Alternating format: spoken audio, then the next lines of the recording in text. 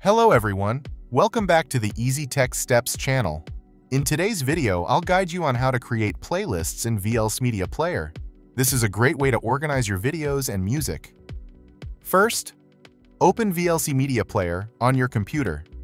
Then, go to the View menu, select Playlist, or click the toggle playlist icon located at the bottom of the screen. Next, go to the Media menu in the top left corner of the screen and select Open File, Open Multiple Files, or Open Folder. Here, you can add the files or folders you want to include in your playlist. If you'd like to change the order of the files in the playlist, simply drag and drop them into the desired position. To remove a file from the playlist, right-click on the file and select Remove Selected. Once your playlist is ready, you can save it for future use.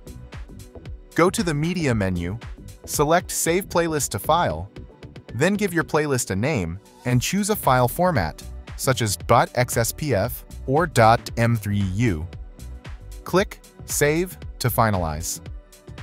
To reopen a saved playlist, go to the Media menu, select Open File, then locate and select the playlist file, or simply double-click on the playlist you previously saved.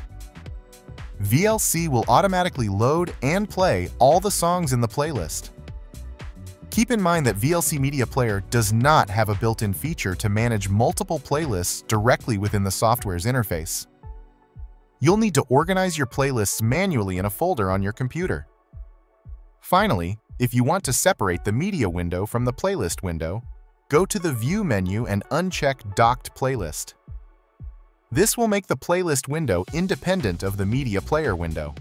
If you found this video helpful, don't forget to hit the like button, subscribe to the channel, and turn on the notification bell to stay updated with more tutorials from Easy Tech Steps.